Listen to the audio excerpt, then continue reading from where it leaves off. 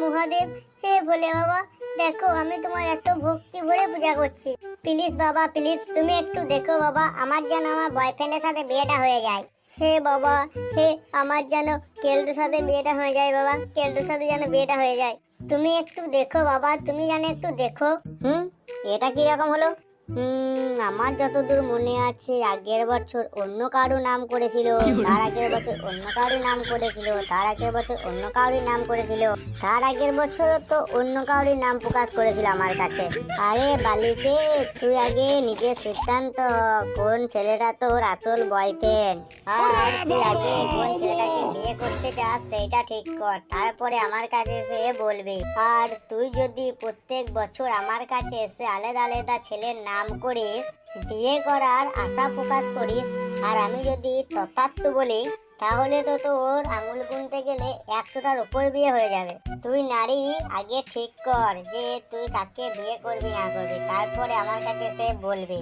তুই আগে তোর একটা ভালো করে বয়ফ্রেন্ডের নাম স্থির কর, তারপরে সে আমার কাছে বলবি। হে শিব শম্ভু, হে শিব শম্ভু, আমি তোমার কাছে আর কিচ্ছু চাই না শিব শম্ভু, আমার শুধু যেন কেলটুর সাথে বিয়েটা হয়ে যায়। হে শিব শম্ভু, আমার যেন একটা ছোট্ট মনস্কামনা তুমি পূর্ণ করো শিব শম্ভু।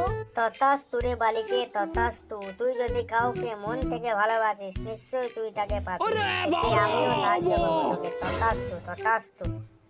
আজকে হচ্ছে বাবার পূজা, আর আমার থেকে বড় ভক্ত দুনিয়ায় কেউ নেই গো। তাই हम सिर्फ आज सारा दिन माल पिएंगे, हम सिर्फ माल पिएंगे। हम तो आज सारा दिन सिर्फ माल पिएंगे, सिर्फ माल पिएंगे, हमें आज कोई रोक नहीं सकता, हम आज सिर्फ माल पिएंगे और माल पिएंगे।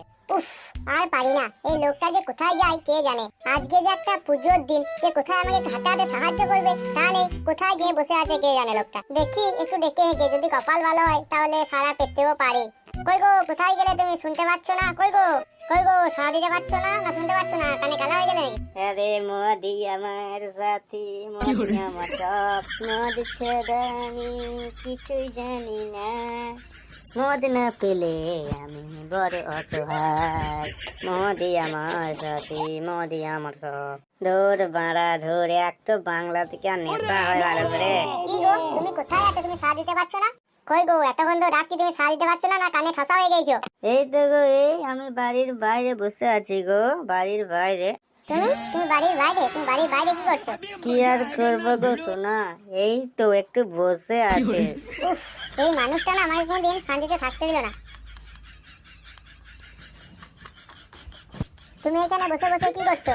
উফ, আজকে তো একটা পুজোর দিন, আজকের দিনে ছাই পাঁচ গুলো না গিললে হয় না।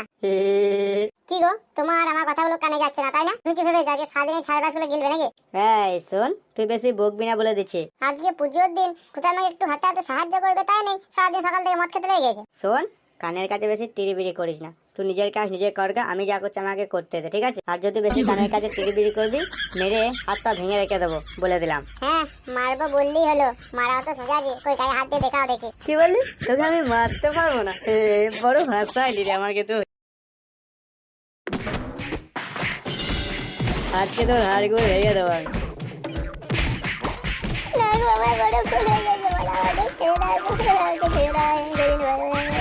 না কি বলছিস, তোকে আমি মারতে পারবো না, দেখ কেমন লাগে।